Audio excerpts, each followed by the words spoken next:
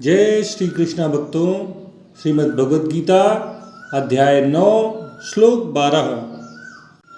मोघाशा मोघ कर्माणो मोघ ज्ञाना विचेतसः राक्षसी मासुरीं चैव प्रकृतिं मोहिनीं श्रिताः।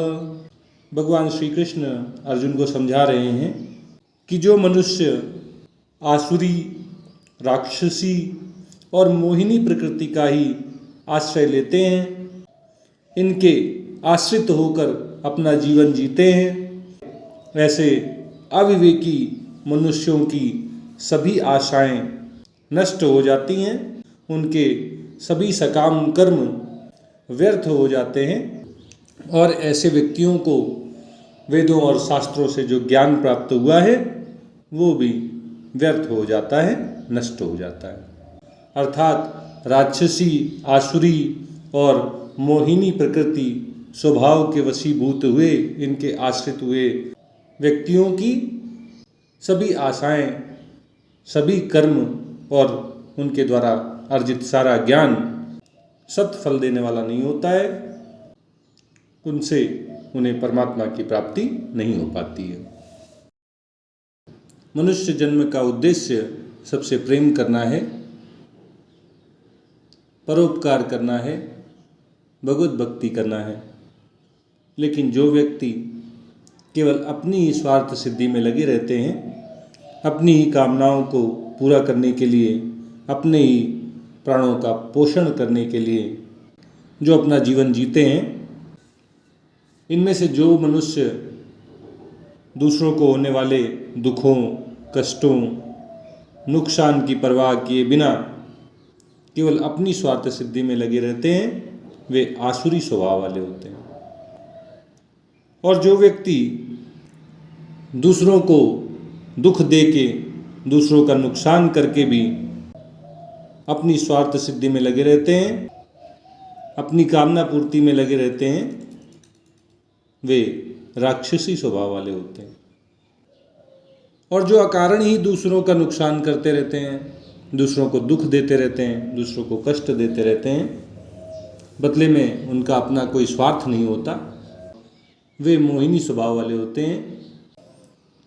इन तीनों प्रकार के व्यक्तियों, चाहे वो आसुरी स्वभाव वाले हों, चाहे राक्षसी स्वभाव वाले हों या मोहिनी प्रकृति के आश्रित हों, ये तीनों ही भगवान को सभी प्राणियों का स्वामी नहीं मानते हैं, उन्हें सर्वभूत महेश्वर, संपूर्ण प्राणियों के महान ईश्वर के रूप में स्वीकार नहीं कर पाते हैं।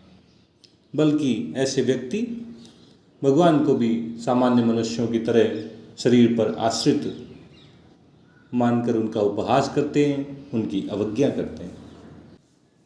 ऐसे जो विक्षिप्त चित्त वाले मनुष्य हैं, जिनका विवेक माया के द्वारा हर लिया गया है, ढक दिया गया है, ऐसे विचेतसा अविवेकी मनुष्य इस जीवन के सर्वोच्च लक्ष्य परम पिता परमेश्वर की प्राप्ति से वंचित रह जाते हैं।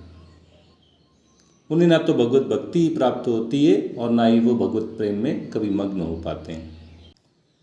ऐसे मूढ़ व्यक्ति जो भी आशा करते हैं, चाहे वो भोगों को भोगने की आशा हो, चाहे स्वर्ग की आशा हो, चाहे कामना पूर्ति की आशा हो, वे सभी व्यर्थ होती हैं।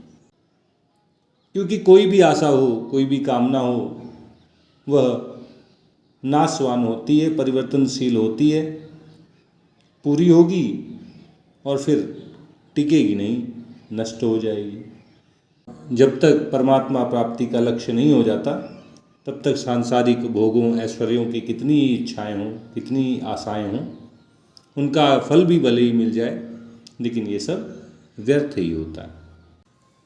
इसी तरह ऐसे व्यक्तियों के सभी सकाम कर्म भी व्यर्थ होते हैं, वे भी नष्ट होने वाले होते हैं। सकाम भाव से शास्त्रों में बताए गए यज्ञ कर लो, दान कर लो, तप कर लो, तीर्थ कर लो, जो भी सकाम कर्म आप करोगे, उन कर्मों का जो फल है वो भी आदि और अंत वाला है। पिछले अध्याय में भगवान ने ये भी बताया कि ब्रह्मलोक तक के जितने भी लोक हैं सब पुनरावर्ती हैं। भले ही आप सकाम कर्म करके कुछ भी प्राप्त कर लो, स्वर्ग प्राप्त कर लो, ब्रह्मलोक प्राप्त कर लो, लेकिन आपको वापस आना होगा, पुनर्जन्म लेना होगा। आप जन्म मरण के चक्र से छूट नहीं पाएंगे। इसीलिए यहाँ भगवान श्री कृष्ण अर्जुन से कह रहे हैं कि अगर तुमने केवल सकाम कर्म ही किए, भगवान से विमुख हुए, भगवान की भक्ति नहीं की, भगवान से प्रेम नहीं किया, केवल सकाम कर्म करने में लगे रहे, तो वे सारे के सारे व्यर्थ ही जाएंगे, वे नष्ट हो जाएंगे।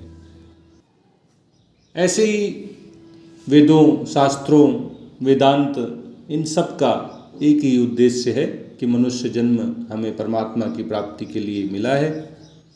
हम अपने जीवन के इस लक्ष्य को प्राप्त कर सकें, हमें भगवत प्राप्ति हो, हम भगवत भक्ति कर सकें, भगवत प्रेम में मग्न होकर भगवत धाम गोलोक वृंदावन में भगवान के साथ आनंदपूर्वक सदा सदा के लिए रह सकें।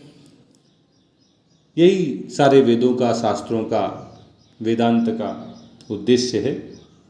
अगर आपने वेदांत अध्ययन किया, शास्त्रों का अध्ययन किया, वेद पढ़े, लेकिन आपके मन में भगवत प्रीति नहीं उत्पन्न हुई, भगवत प्राप्ति के लिए आपने प्रयत्न नहीं किया, भगवान से प्रेम नहीं किया, भगवान की भक्ति नहीं की, तो ये सारा का सारा ज्ञान भी व्यर्थ जाता है, ये भी नष्ट हो जाता है। इस प्रकार जो भगवान की शरण नहीं ग्रहण करते हैं, भगवान से विमुख होकर भगवान को सामान्य मनुष्य मानते हैं, ऐसे मूढ़, ऐसे अविवेकी, ऐसे राक्षसी स्वभाव वाले, ऐसे आसुरी स्वभाव वाले, ऐसे मोहिनी स्वभाव वाले अविवेकी मनुष्य चाहे कोई भी आशा करें, चाहे कोई भी कर्म करें, चाहे कोई भी ज्ञान अर्जित करें, वह सारा का सारा नष्ट हो जाता है, वह व्यर्थ ही जाता है, उसका कोई फायदा, कोई फल वो प्राप्त नहीं कर पाते हैं। ओम तत्सत। जय श्री कृष्णा, जय श्री कृष्णा, जय श्री कृष्णा।